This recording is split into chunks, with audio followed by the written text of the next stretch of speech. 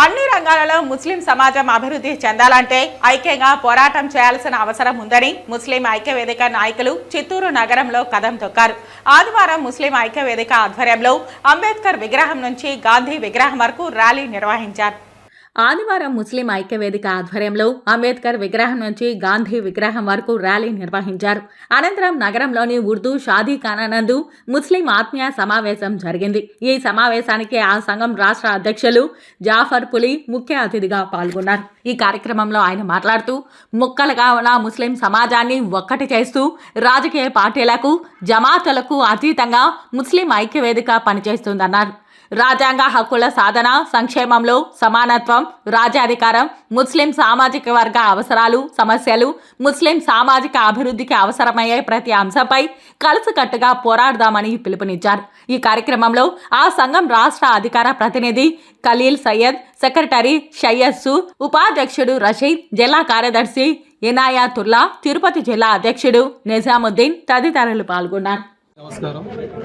ఈరోజు ముస్లిం ఐక్యవేదిక ఆంధ్రప్రదేశ్ నుంచి నలుమూలల నుంచి మన ముస్లిం ఐక్యవేదిక కుటుంబ సభ్యులు ఈ కార్యక్రమానికి హాజరు కావడం జరిగింది. అందరికీ పేరు పేరున నా యొక్క ధన్యవాదాలు. ఈ ర్యాలీలో కూడా మంచి స్పందన వచ్చింది. ఇది రాను రాను ఇంకా బలోపేతం చేస్తామనేసి ఈ సభాముఖంగా మీ అందరికి తెలియజేసుకుంటున్నాను. ఈ ముస్లిం ఐక్యవేదిక దీని బలగం చూపించాలని రాబోయే స్థానిక ఎన్నికల్లో మేము ప్రభుత్వానికి ఏమి కోరుకుంటున్నామో ఆ ప్రభుత్వం ఇవ్వకపోతే స్థానిక ఎన్నికలలో మేము ఎన్నికలలో పోటీ చేసి నిలబడి గెలవకపోయినా మేము ఓడించడానికి ప్రయత్నం చేస్తాము.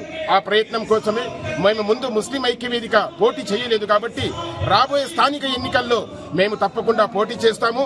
రాబోయే స్థానిక ఎన్నికల్లో మాకు సీట్లు ఇవ్వకపోతే మేము ఒక పెద్ద నిర్ణయం కూడా తీసుకోబోతున్నాం.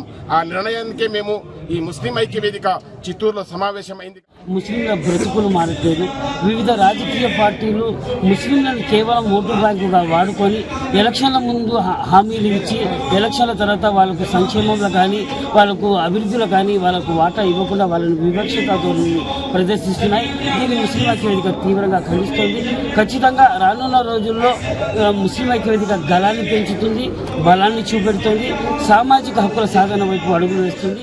ముస్లింలలో అనేకమైన జమాతులు ఉన్నాయి.